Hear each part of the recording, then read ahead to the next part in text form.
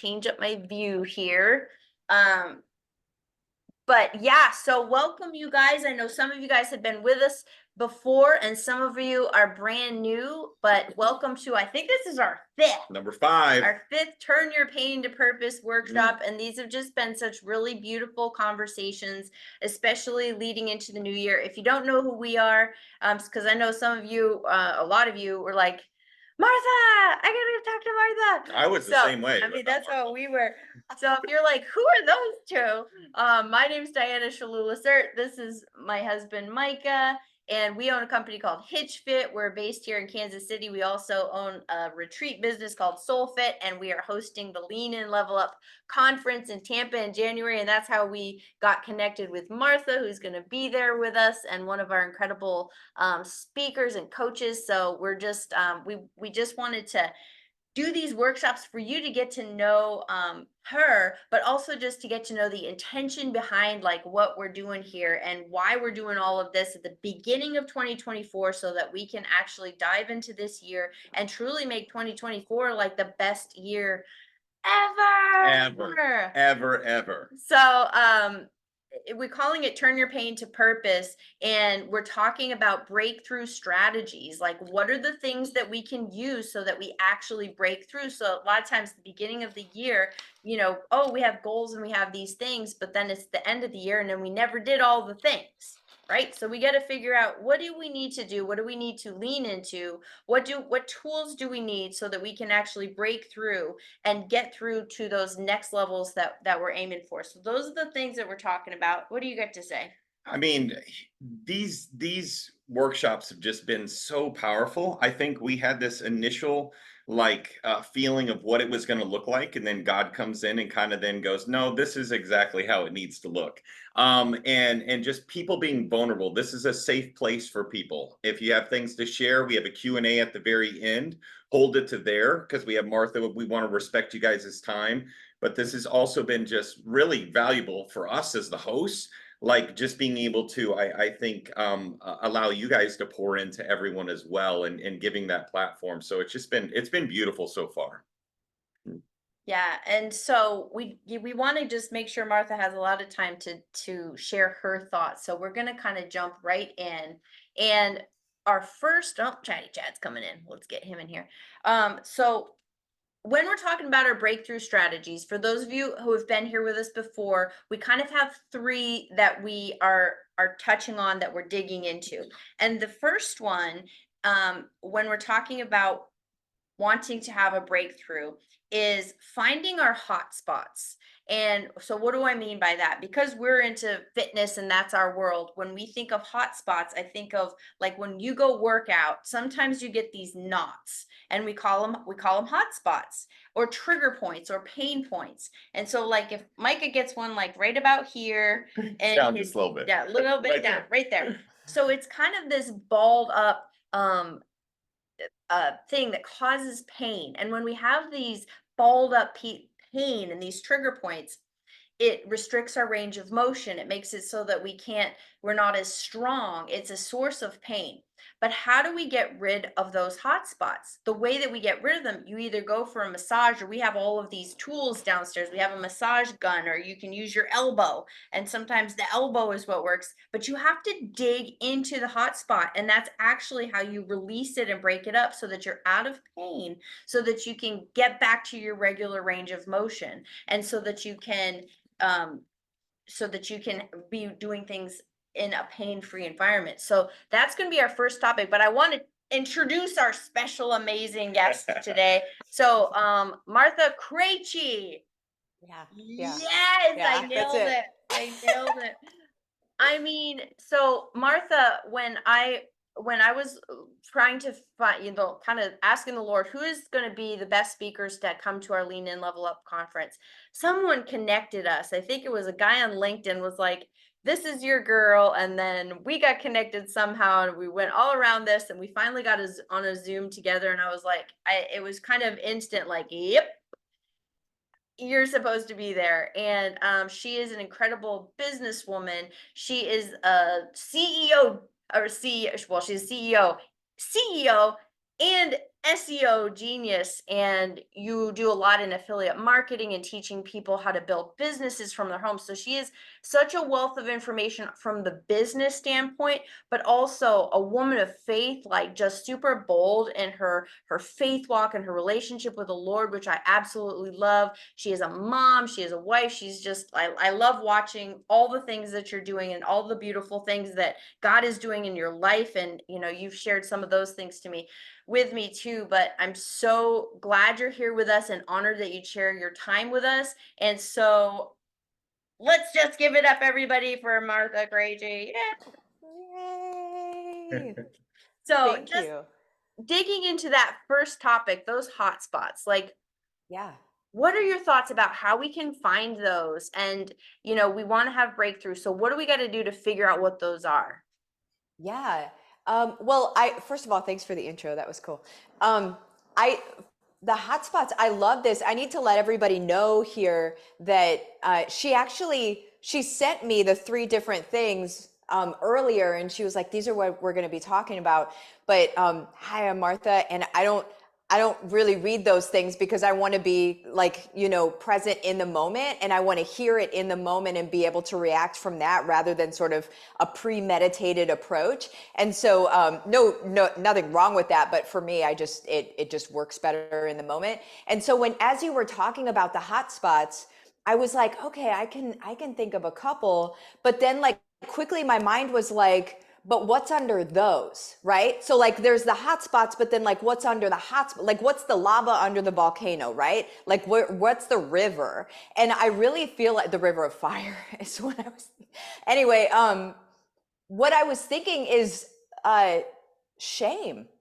Mm. I think that shame is a hot spot for a lot of people, and it's like it shows up in different ways and it refers in different ways. But I think, like if you feel ashamed of something in your life, you can either avoid it, pretend it doesn't exist, and sort of walk around it, but you're not fixing anything and you're hiding. And so whenever you're hiding, you can't live in your true God-given purpose, because honestly, that shame that you feel, whenever you address it head on, and you can, like elbow it and poke it and prod it and all of the things, right? But whenever you're looking at it and you can actually just assess it and be able to break it apart, that's what other people need to see, because other people are carrying that same shame in their life. And I'm a big fan of calling out the elephant, so to speak. That's what I call it, is when there's something that needs to be talked about, let's talk about it and let's call it out, instead of just like acting, like this thing isn't in the middle of the room that everybody knows there's something going on. And so I think just calling out the elephant, and I think the first time that I actually did that publicly was the scariest thing, because to address shame personally is one thing. To go live on video about it is a total other thing, right? And I did that with my alcoholism, and I went live on video talking about it, and I was out of the woods, right? I was out of the woods so I could look back at it. But the thing is I was starting to really gain traction in my career, and I was so afraid that people that knew me back, when I was an alcoholic, like a rager, okay? Like it was not nice. It did not serve me, whatever. But I kept thinking, oh my gosh, somebody's gonna out me for who they know I was, right? And so what I did instead is I was like, I'm gonna go public with this, and I'm gonna let people know this monkey I had on my back. And the thing is that whenever I went public with that and I told people about it on freaking video, I got so many messages from people that were going through that same exact thing, or that were going through something that they felt like they couldn't grow, that there was a cap to their growth because they were afraid of what somebody else is going to say. Because it's even biblical, right? That you can't, what is it? You can't be a prophet in your own hometown. right? I mean, that's real. And so we look at, sorry, I'm getting real long-winded here, but hi, Martha, I also do that.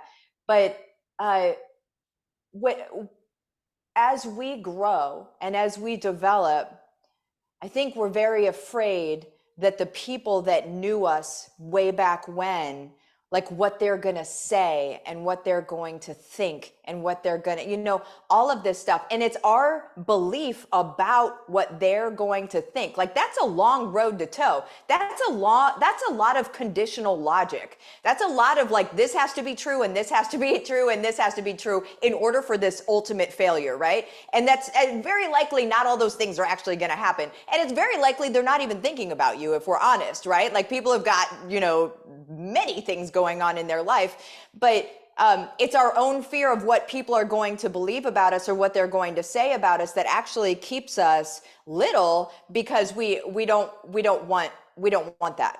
Does that make sense?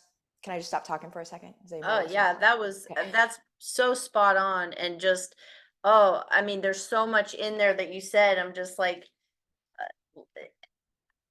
one is shame is not of the Lord. Like, and so that's like one thing that the enemy uses to hold us back, because he knows that's how we feel. It's this fear of the things that are our dark things being exposed into the light.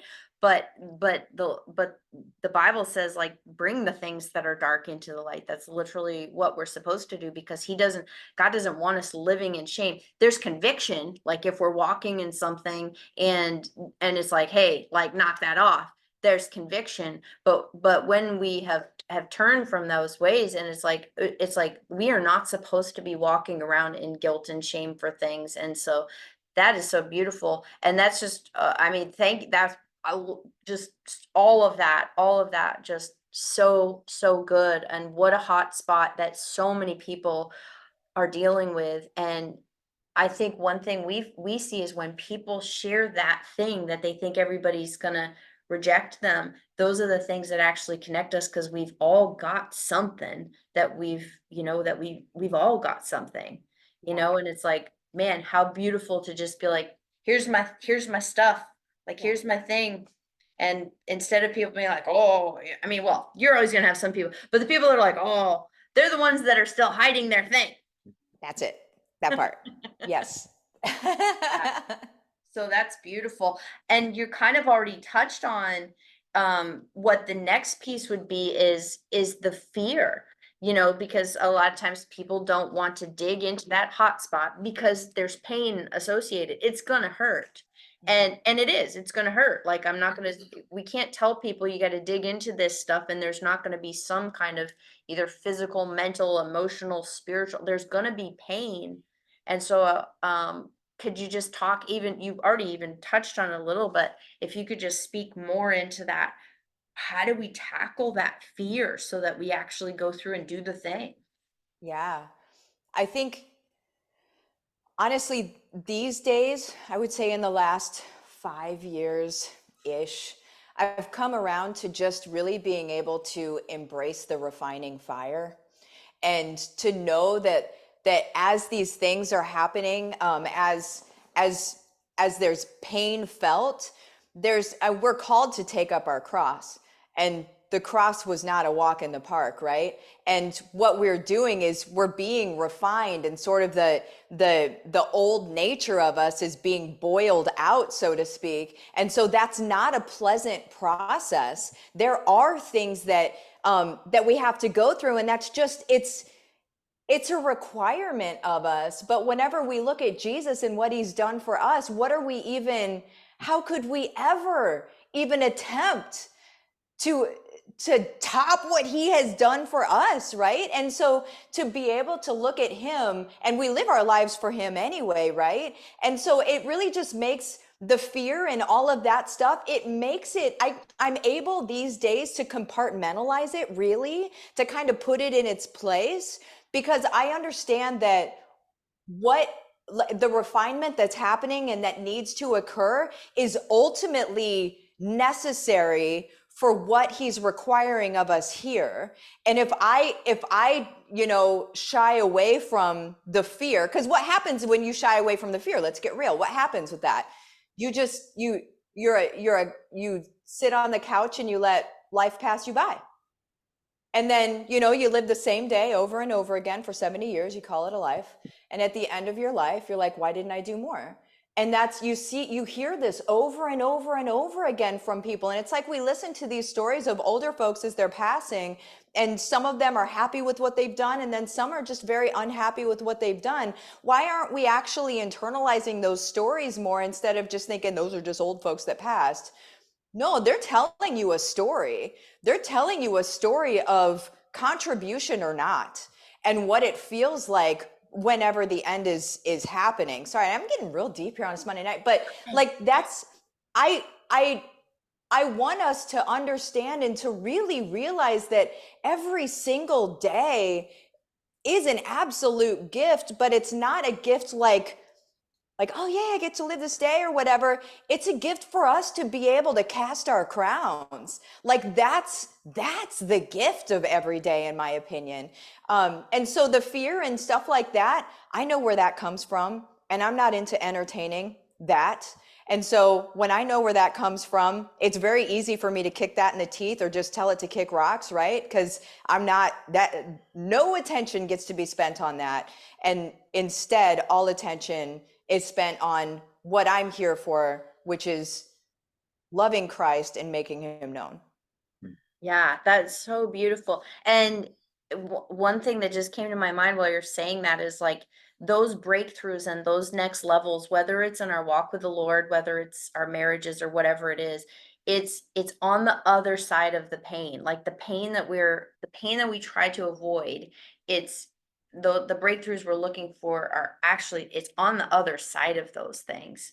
And so it's like if we keep letting fear, which, yeah, like you said, we know where fear comes from, and we know what the opposite of fear is too, which is faith.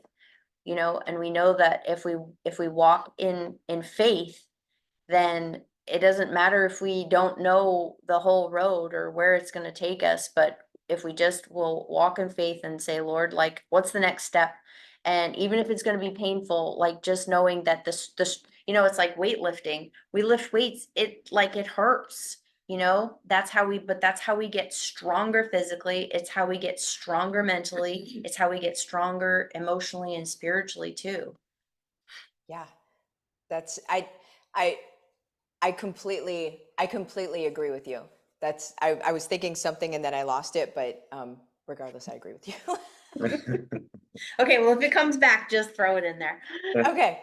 So a lot of like what even with the conference and like our number 3 kind of topic to talk about as far as the breakthrough is choosing your tools wisely. And so it's like if I go up to a wall, I've got this wall, this thing that's holding me back from the other side is what I'm hoping for my life. And I go up to it with a pen and I'm like, why doesn't this wall knock down? I'm not using the right tool. Right. But if I have a wrecking ball, and I put the wrecking ball through the wall, then I can get to the other side. So I believe, and I know you believe this too, our wrecking ball tools in our lives, and this is why everything that we do is faith and fitness, is wrecking ball tool number 1 is our faith. The stronger our faith is, the better we're going to be, whether that's overcoming trauma, abuse, grief, all of those things. Wrecking ball tool number 1 is our faith. Wrecking ball tool number 2 is fitness. Is taking care of our temple, making sure that we're strong, because that relates to our mental health, our emotional health, all of those other elements of our health is when we are taking care of our fitness and keeping our bodies strong too. So I would like to know your thoughts on those wrecking ball tools, and then if you have any other tools that are coming to mind for you. Yeah. Well, I would reiterate yours. The faith for certain. There's just nothing else. There's just nothing else.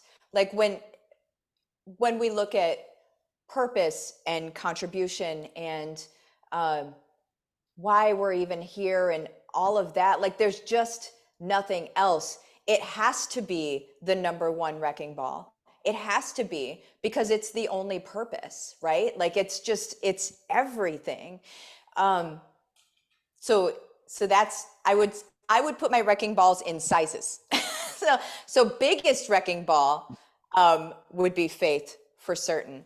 Um, Fitness and health and wellness, and making sure that we are good and clean vessels to be able to carry out the work that we're here to do. 100%. We have a world, we have an environment, a toxic environment that just pushes against us, right? All day, all night. There's stripes in the sky. There's all sorts of stuff, right? Like there's all sorts of things that are created to make us less and to make us sick, right?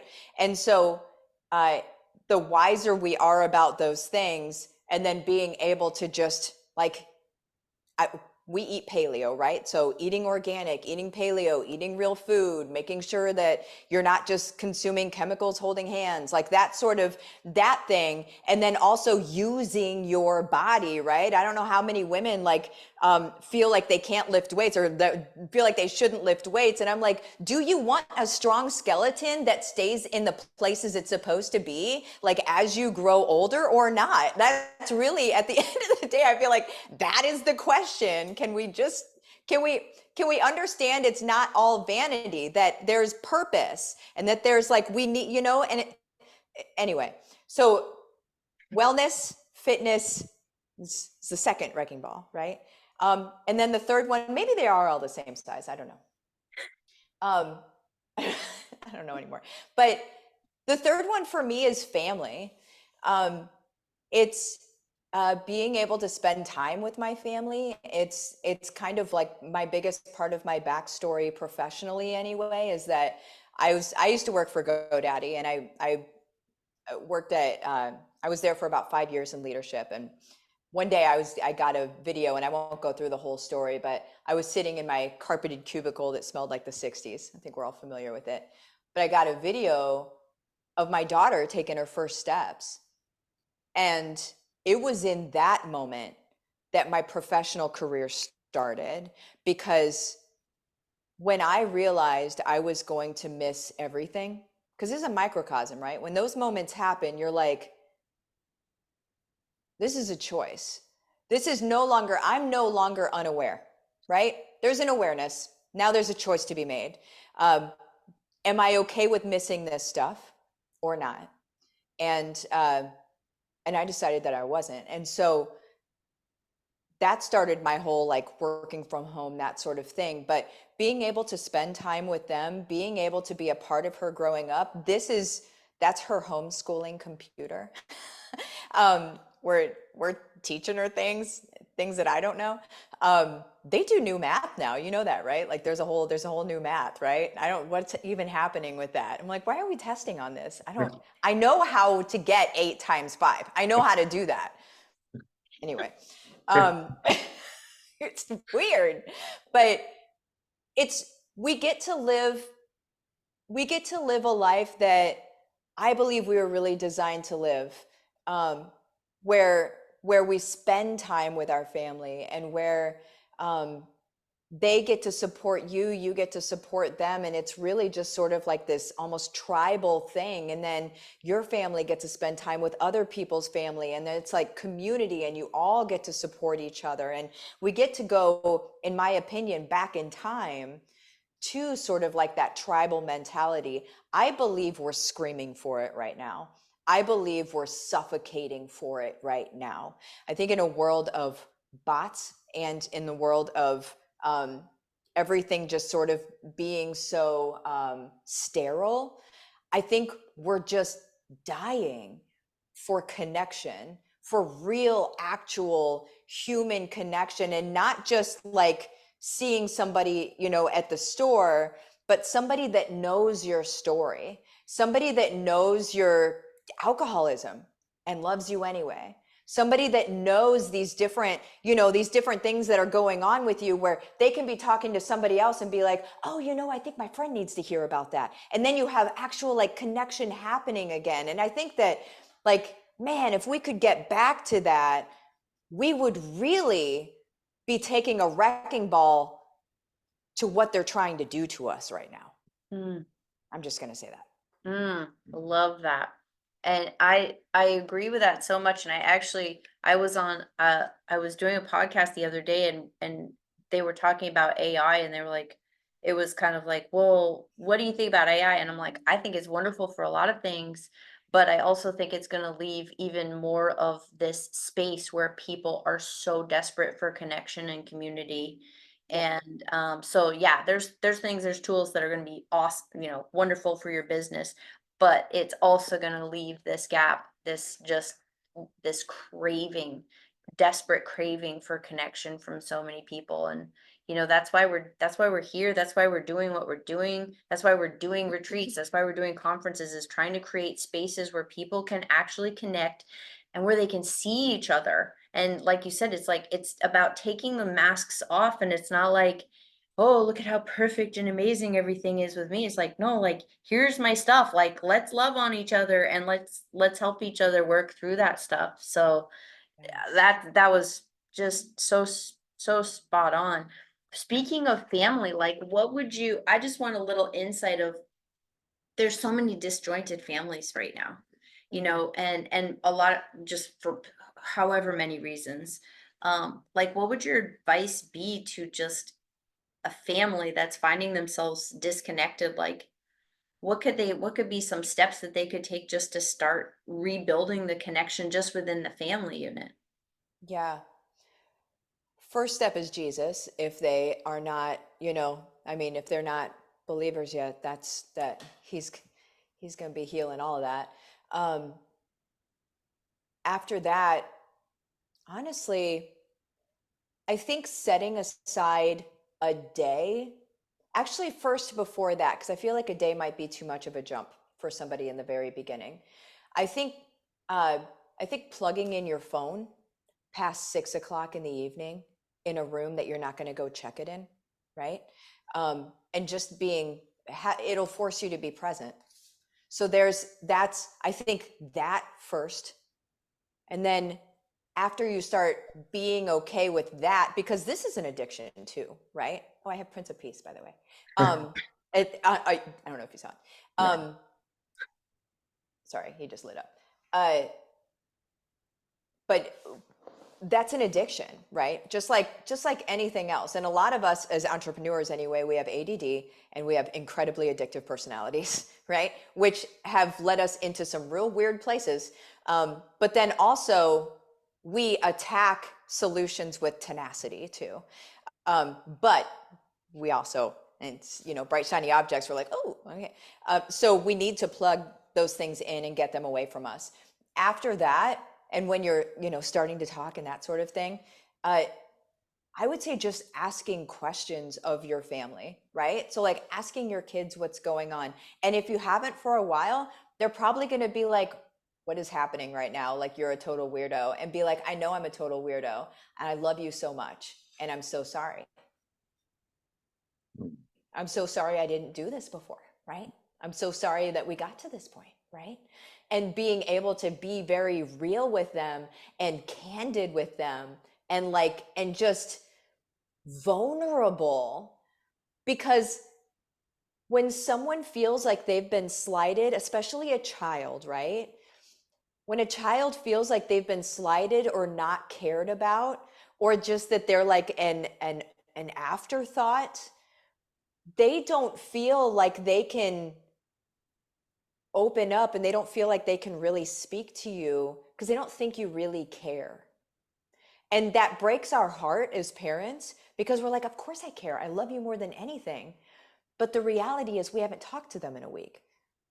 And we can love them very much, but if we're not showing it, then they don't know it, and they can't just assume it. And a friend of mine today put on one of my posts, I don't know if she's here right now, but she put on one of my posts, like a reminder that kids spell love Time. And I'm going to be honest with you. Let's be vulnerable right now. I was sitting in my room when I read that. I was sitting in my room working, and Nora was out on the couch doing what she was doing. I tell you what, I put everything down and I walked out to the couch and I sat with her for like 2 hours. We sat and we talked and played with hair and whatever. But it's even in those, I'm not sitting here talking, and let me be very clear. I'm not sitting here talking from a pedestal of I do it right all the time. I don't. I'm broken and I mess up all the time and I feel awful for it all the time. And then I go back and I communicate to my girl or to my husband, like, I'm so sorry. Like, I realize that I've been absent. I realize that I wasn't, really present here. And I'm saying this because I've learned the hard way, but it doesn't mean that I don't continue making mistakes. I absolutely do.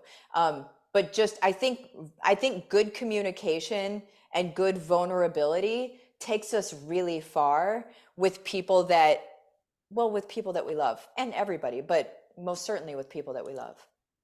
Mm, yeah, that's just spot on. And I think that's the most, none of us are going to be perfect with things, we're just not. But yeah, that communication and just the humility, I think humility is a huge thing, especially in families, just to be able to admit, like, yeah, like I screwed up. Now I say that, I just mean that for Micah, not so much for me. Yeah, that works. But yeah, that's just powerful. I love that kids spell love TIME. That's really powerful. We're gonna open it up for questions. So if you guys are thinking of questions or takeaways, be jotting those down. But I wanted to just touch base on one more thing. I'd love if you'd share a little bit about you and your husband and kind of that journey a little bit. Yeah. Whew, that's one, right? Mm. So I have to start before my husband to catch you up to why it matters. So I grew up independent fundamental Baptist. Okay, so lots of words. There's a lot, there's long jean skirts, right? No dances. We know the type, right? So that's how I grew up. And there was a lot of legalism in my church. And so while I was saved, I didn't really have a relationship with Jesus. I didn't really understand that, right? I didn't. And so whenever I turned like 18-ish, I went away in search of like something real, and I went heavy into new age stuff, occult stuff. That's where the alcoholism came in, and Amy brought that one in with it, right? Like it was just like chaos. Anyway, I married my husband in that chaos. Okay. He didn't marry a Christian woman. All right. And so whenever I came back, or whenever, honestly, I got called back, it was very much like a 99 going to get the one, very much. And it was just such an incredible blessing. But whenever I came back, I was scared to let my husband know he was an atheist. Like, parents were atheists. Okay. And I was like, he didn't marry, we already had Nora at this point. And I was like, he didn't marry a Christian. And so is this going to be the end of my marriage? Like, I didn't want my marriage to end over it, but also I couldn't give up. I mean, I could not do that. Like, it was impossible. We all know the feeling, like you can't, you got nothing. Like, this is your life, figure it out. And so I remember I went and I bought a Bible. Like, as I was coming back, I'm like, well, I need my Bible, right? I'm gonna start going to church again. I need my Bible. I bought a Bible and I started hiding it in the house because I didn't want my husband to find it, my atheist husband to find my Bible. I told him I was going to church, and he was like, what? And he's like, just as long as you don't make me have to do it too. And I'm like, no, I'm not gonna make you have to do it, because I do know enough to know we show Jesus love. We do our best to live like Jesus would, The Holy Spirit does the conviction, right? I'm not browbeating anybody. I'm not making anybody do anything, right? And so thank God I didn't. But so I started going to church, he found out about it, found the Bible, was like, what is this? And I'm like, oh my word. And so I told him all about it. He's like, please don't make me do it. And I'm like, that's fine. I'm not going to. Do you mind if I take Nora to church with me though? And that was kind of like and then he was okay with it. So it was me and Nora going to church. And this is when we still lived in Iowa. So that happened for years. There's something to be said for intercessory prayer, guys. And most certainly for wives praying for your husbands. Husbands pray for your wives as well, we know. But there's some amazing things start happening. Last October, this was just last October, okay? Last October, he had been going with me to church just to be the father figure. And so Nora saw him going to church. He even admitted that. He openly admitted he was going for show, right? He was just going to, and he was like, I'm so uncomfortable. I don't want to be here. My back hurts. And he's doing whatever. And in October last year, we had the weirdest stuff happen to our family last year. We had 2 cars stolen out of our driveway. We have a Corvette and an Escalade got stolen out of our driveway. We have we live in a gated community, and it's not just a gate, it's like human beings there. We literally moved here for safety. Not a month later, both of our cars were stolen in one night. And it's so crazy. And then like our dog died, like our 10-year-old dog died. That was everything to us. And there were some other things that happened. My mom has got like dementia, and it's getting worse and worse and worse. We just lost her a couple of months ago, and it's just kind of like, oh my word. Does anybody feel like they've ever gone through a Job season where you're like, I think this is it? I think that this is what that feels like. I think because you're just like, Lord, I don't know if I can handle anything else, but also I'm just going to keep going because there's nothing else I can do. So like, here we go. We're just going to keep going. It was in those moments. I actually heard one night, and I'm not saying I'm not like prophetic or whatever, but like I actually heard one night, I'm bringing him to me. That's what I heard. And the next day, my husband lets me know that he has had an encounter with Christ, and he is completely 180, atheist to apologist, guys. Not just atheist to I love Jesus, atheist to I love Jesus. Here's proof why he exists. Here's how we talk about him with grace. Here's how we get into potentially uncomfortable conversations with truth. Like he went, I'm on his computer. This is what's at his desk right now is tactics, right? Like this is the man I'm married to now. So I'm just saying intercessory prayer, but also this man he is now the leader of our family that I can trust to lead us biblically, right? And with his own relationship with Christ, and that he understands all of these things that, like I was feeling and I was thinking about and I was hoping for. And I think I don't know if I should say this, but I'm going to because it just kind of came into my head. So I'm going to say it. I think there's something to be said for when I came back that I didn't just divorce the man because he was an atheist. There's only a couple reasons in the Bible for you to divorce somebody, and that's not one of them. And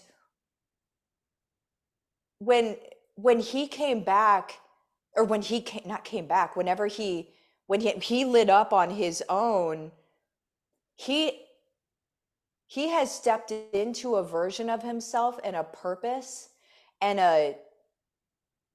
I don't even know how to describe it. He's night and day different. He is not the same person. He's not the same person. And I just love what Jesus does for us. And I love that anybody else that gets to bear witness. That's the beauty of the dynamic miracles that he does in our lives, is that he does it in a show, right? Mike was an atheist, a devout atheist, right? That's a show. That's getting loud. That's saying, look at who this dude was and look who he is now. That is what our God does, right? And so like, it's just so cool to watch it happen. And I get front row seats, you know, like I get to just sit here in the living room and watch him get at it. But that's kind of that was a long version maybe of our story. I love it, and thank you for sharing. Like, you had shared that with me when we first talked, and I was just like, wow, like it's just, and it's so exciting. I mean, I can't wait to see where he is in, 2, 3, 4, 5 years from now, because Yeah. just, oh, and just even like you said, like not giving up, because there was like, that was your person that you made a commitment to, and just, and just praying for his heart to be just like, for the Lord to speak it to him. Like, Yeah. I love that story, so much on so many levels. And so I really thank you for sharing that, because I was like, that's, and I'm hoping that Mike comes to the conference too, because I'm hoping Oh, he's coming. Oh, good. Okay. He's coming. He's coming. And I'm going to actually have them both share a little bit at the conference too about that transformation, because it's so awesome, and just so many levels. And like, we could talk for hours, I'm sure, about how that's changed your relationship too, but we're saving that. Saving that on January 26th. Yeah. So that's incredible. I want to give people some time to share their takeaways. But first, I just want to invite all of you to the conference we keep talking about. I'm not even going to try to share my screen, because I'm like really bad at this stuff, and it just keeps coming up weird every time. So I'm just going to tell you guys about it. But we have an incredible conference in Tampa. And January 26th through the 28th, the main conference is going to be the 26th and the 27th. Can you put in the chat, just write it in. And for those that are here with us, we have it's called leaninlevelup.com. The website is leaninlevelup. Micah's typing. I'm typing from a weird direction. Maybe I should do it. leaninlevelup.com. And for those of you who are joining us on the workshops, we have a special coupon code. The coupon code is PURPOSE, and it'll give you $150 off of any ticket level. And we're super excited for Martha to be there with us. And like, there's so much going on behind the scenes with this conference that God is just doing. It's just absolutely amazing. And we're just like, whoa, like, I don't even know what's going on, but I'm just going to show up and be like, okay, Lord, like, wherever this is going, like, I'm in, I'm game. So, we're just incredibly excited for you to be there with us. Like, we felt it in our spirits, just that not only for people to be poured into and seen, but there are connections that are supposed to happen at this event that are going to be a catalyst for people into stepping into other things in their lives. And honestly, I don't know what that looks like. It's just like what the Lord is so speaking to my spirit. So we are like so excited and happy for you to be there with us. And we just invite all of you. We'll be sending out links and stuff for you to that. Martha, can you please tell people how they can connect with you? And then and you had sent me, I'm a little the same as you with the whole ADD stuff. So you sent me a link, and I'm going to send that out in the replay. But if you want to just add in there in the chat, just what your website is and just how people can connect with you past this night too. Sure. Yeah. And I can say it real quick. So my website is withmartha.com. We try to make it easy and leave the last name out. It's a lot of consonants. They don't make sense. But really, I mean, I'm active on social media. So like Facebook, it's just my name, right? So, but here's the thing. I need you to understand this, because I need you to know that I don't think I'm a big deal. So most of my tag names or whatever are the Martha Krejci, and that's not because I think I'm a big deal. It's because there's literally another Martha Krejci, and she is a photographer in the Czech Republic or whatever that is called. And so I have to be the Martha Krejci. So I'm just saying, please don't, this is not egoic. This is just necessary, right? So, but yeah, the website is this. Oh yeah, thank you. Michelle got it. Oh, perfect. Well, I think it's one word though, right? Wonderful. Oh, it is one word. Yeah, with Awesome. Martha.com. Thank you for adding that.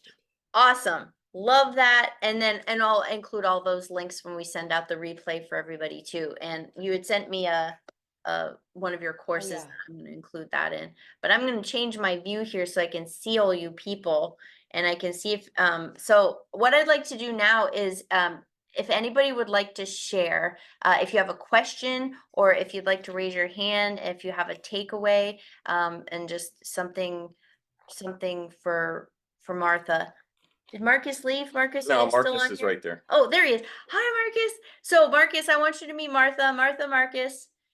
Marcus is also one of Hey. our speakers, and he's the one that we were talking about, just connected with Scott Donald the other day. She knows Scott Donald. Brent knows her. Like, it's all this crazy. Like, I'm like, what's going on? What's going on? It's like the Brady Bunch. Yeah. Put up my hand, by the way. Martha, thank you for sharing and thank you for your vulnerability. That was a really beautiful message. I came in a bit late, but I could already tell where it was coming from, and it was beautiful. And I'm sure it made a massive impact on people here today. So thank you. And I'm really looking forward to spending time with you next month. Awesome. Thank you. I appreciate that. Martha, thank you so much for all the wisdom. I got quite a few nuggets. I want to kind of go back to the very beginning. The word shame, I think so many people hold on to shame. I know I've gone through that myself. And the whole theme of this workshop being, turn your pain into purpose. And so when I thought about that, like we look at the word shame and being ashamed and the worry of fear of judgment and the other things that come out, like, I've been in this season where I've been starting to wake up because I'm going to share my story for the first time. I have a lot of pain, I went through a lot of really hard things.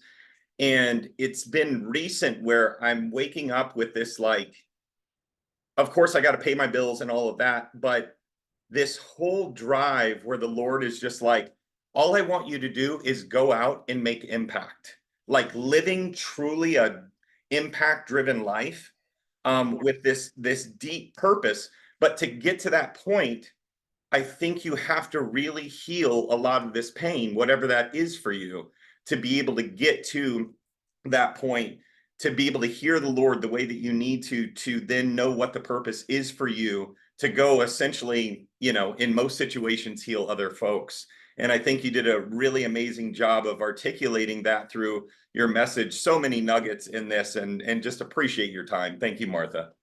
Oh, The thank Martha. you. Sorry, The the Martha. Martha. Oh, no, don't do that. Oh, Oh, no. Martha, trust me, you're only gonna be the That's Martha Martha. from now on. Oh my I word. may actually Everybody here introduce knows you I that don't way. want that. Okay. Aaron is gonna say the Martha The on Martha. stage. Yes. Oh my word. Brent, I know you must have some. Man, wouldn't you, everybody, I'm speaking for everybody here, would just love to hang out with you at a restaurant and just chat around a table and finally get kicked out at 2 a.m. because you're vulnerable. Mark is spot on. You're vulnerable, you're honest, you're real. I think right out of the gates, talking about faking it is just so exhausting. And one of the beautiful things about having retreats in person, I just think it's harder to fake it. I love Zoom calls. I love being on these kinds of things. We've been on them for a few years so often that 2024 for me, I'm trying to figure out how many times I can just get in person with other people and just look them in the eye and just real quickly say, "Hey, I'm Brent." And they'll introduce themselves and I'll say something like, "Hey, what's going really well with you in life?" And they'll say, "What's not going so well?" Okay. And then how can I help? And that's it. Move to the next person. Martha, I think you just be a master at that wherever you go. I love that you just don't have time to fake things in life and you have incredible faith. That was challenging to me and inspiring to me and motivating to me. And so it's amazing. Marcus spoke last week, and then the week before that, someone. Every time I'm on these calls, I'm moving into 2024 with so much more intentionality and purpose at this late stage of the game of my age. I wish I'd have done this 20 and 30 years ago, but I'm grateful that I can do it now. So thanks for the gems that you gave tonight. Micah was spot on. There are things that I can take into 2024 because I was on this call tonight and because of you. So thank you for it. I love this format and the ability to be able to connect with you and everybody else. So thank you, Diana. Thanks, Brent. And the more that you hang out with us, you'll realize that this is the only way we do things. Like the communities that we're in, whether it be a retreat, whether it be a conference, whether it be a Zoom, we create a safe place and we open up people's souls because we want to help heal. We talk about some surface stuff, but only for a second. We go deep and we're jumping off the high dive. And we're going to be there holding your hand all the way through it. It's what we really thoroughly thrive in, and we circle ourselves with people just like that. And Martha, Brent, Marcus, the rest of the crew, you know who you are. Like it's just a beautiful thing. Yeah. Yeah. Thank I'm you. really excited. I'm really excited for the event and what God's going to do there. Just because when you see the different flavors of the people that he's putting together, and the fact that it's the beginning of 2024 and that we're all in such a state of transition, right? Everyone is in a state of transition right now, whether they want to admit it or not. And I think it's just so cool, the people that he's putting together, because like it's just so much growth is going to come out of this, and I'm very excited to like see it happen in the room. And then I'm excited to hear the like what happens after, right? So like the months after or the years after even, and people being able to point back to this and say, this is where that started. And that's the really cool thing. That's what I'm excited for. Yeah, I mean, me too. And it's like Marcus, before you had hopped on here, I shared just a little snippet of like what happened at Tony Robbins with connecting with Scott and like all of that. And I mean, and there's other things yet that I haven't even shared, like I haven't even announced yet, but there's like a couple other things that are just these huge moves of God. Like there's people that are coming that I'm like, wait, what? Like, you know, and so I literally we're just have reached the point of like I'll organize and I'll facilitate, but I'm gonna step back and just let God just breathe into this entire thing. And again, just like Brent was saying, just also just that connection and that community. And I think we just need that time together, and we're gonna create it. We're going to create the time together, but we're going to create space for the Lord to come in and do what he wants to do too. So it's going to be pretty cool. Well, who else has got, anybody got a takeaway, a little nugget you'd like to share with in these last just a couple minutes? If you have those, I don't know how you do that. You do the little hand thing. Hand or heart or. How do you do that? I'm like, no, I'm not a single person. Sarah, unmute yourself and tell us your nugget. And don't even try my last name. Krejci's pretty easy. Mine is Colombian. So, Martha, as usual, thank you for the invite. I'm hardly on social media, but I just happened to be here on social media for like 2 minutes today. And the Holy Spirit, man, y'all read my mail. I haven't even been to this group. I don't even know this group, but man, y'all read my whole mail. And I was trying not to ugly cry on camera. Wow. Thank you. Thank you all so much for submitting to him and talk about a Job season. I'm so glad I'm not alone. Season is like season equivalent to years, because for real, it's not a whole like fall, 3 months. No. This is like years of stuff. Well, so, we're here for you, and I'm glad you're here. That's what it's about.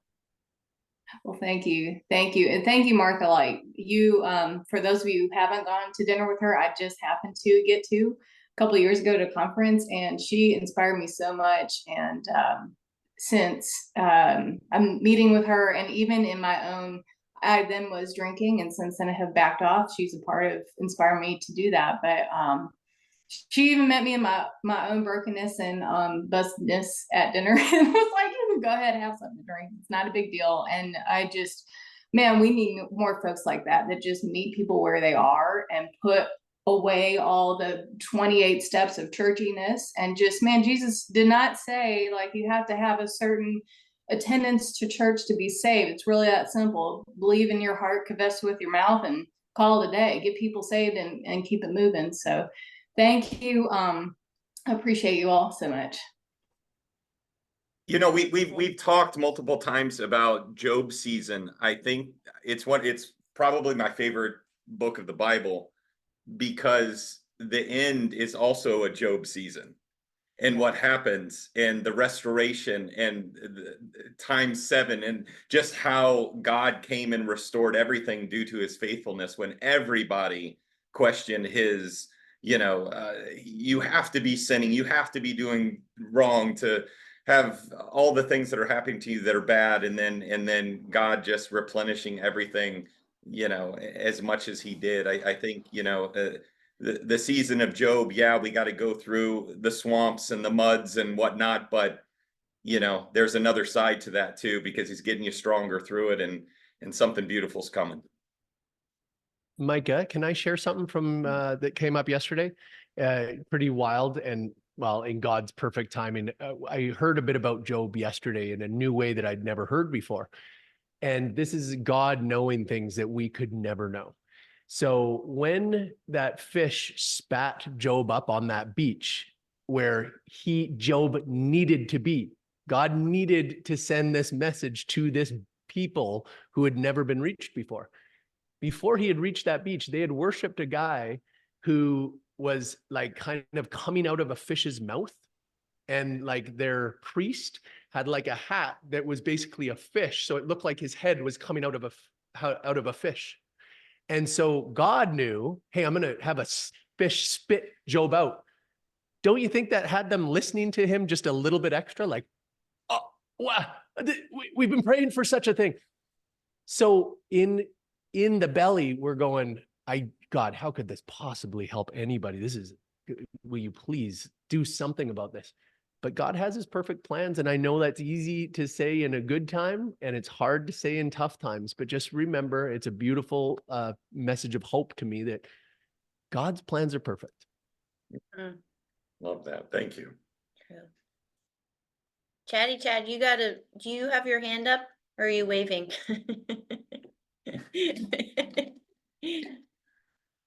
Can you unmute yourself? There we go. Boom, boom. Are we there?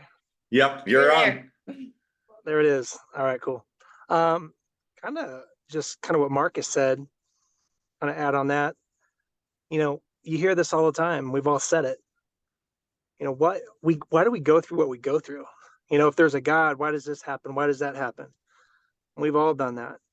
But I've come to the realization that there's no way around it, because you have to go through what you go through to truly get it and learn the lesson. And in addition to that, through those things we go through, that's the only way we truly have compassion towards other people. Because I got news for you guys. You're not the only person. I'm not the only person who's gone through A through Z. There's been millions and billions of people before us. But as each person passes, new people are here to help other people. And so it's all about how you look at it. Instead of saying, why me? Things are going for you. And you got to have that contrast in your life. If everything is always candy and rainbows, you're never gonna, the sunlight and the rain, you're never gonna have the contrast, and you're not truly ever gonna appreciate, when things are really good. Mm. Thank you, Chad. Sometimes it's, You know what I'm saying? Yeah. Yep. Beautiful. It's about changing the way that you look at things, the perspective when it comes to the challenges and tough seasons. So Craig Groeschel actually said this, but I use it all the time because it's so Love him. So I believe the anointing of God comes with the prerequisite of pain, because when God trusted with suffering, it empowers you to serve others who are also suffering, because you know what it is. So essentially, when you're going through really bad things, you realize that at some point you may be the tool that God ends up using to save someone else's life. And that's extremely powerful. Right. So I encourage people that are going Right. through Job season to keep fighting and keep pressing forward, because Right. it's something big. You know, here's another thing I just thought about real quick, is that it's amazing because the amount of people that I've met in my life and in all areas, it kind of blows my mind sometimes, because everyone pretty much has the ability to get on YouTube, to turn on the television, to watch a Joel Osteen, to watch a Kenneth Copeland, to watch Tony Robbins, whoever it is. But I can't tell you the amount of people that I've met that listen to me over all those guys. First of all, they don't know them. They know you, and you have that interaction with you, and they know that you're real. And it's not someone who, I don't know, they just believe in you. And you're like, man, you could listen to this guy, this guy, this guy. It's because you've made a personal touch in their life and you've made an impact personally. And so never discount who you are just because maybe you're not one of those guys yet. Or maybe that's not your purpose, but you might be the only person really that they can truly connect with on that level. Yeah, And they can beautiful, see man. you. That's You know what I'm saying? So what I'm never discount who you are. they actually see you reacting and living your life. Like whenever I'm just piggybacking. I agree. So I'm like nodding and amening over here, but like I want to piggyback even, like let's do shoulders of giants, right? To piggyback on that, it's because they're experiencing you, and as we live our lives in a sacrifice to Jesus, right? As a living sacrifice, as we live like that, people then are able to see him through us. And so the Joel Osteens and the Kenneth Copelands and blah, blah, blah, they see a figurehead on TV. With you, they see Jesus in motion. And so that is very, very different. And so that's like, I love that you're just even like putting the microscope on people living their lives, because that's what I'm big into, like ministry and real life. Like let's let our lives be our ministries. And then, and it doesn't matter.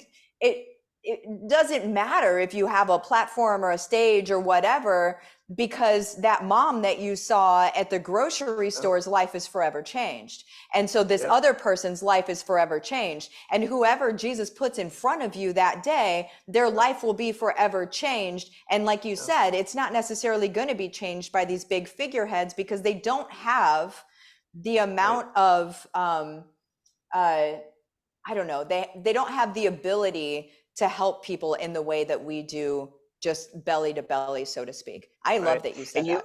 And you might be the only person that they come in contact with that truly takes out that time, that cares, and who sees God in you. Yeah. You know, a lot of people turn on the television and are like, oh, they're just doing this for the masses. But when you truly take the time and they feel it and they see the light, that's powerful. Yeah. Yeah. That's boom, boom, powerful.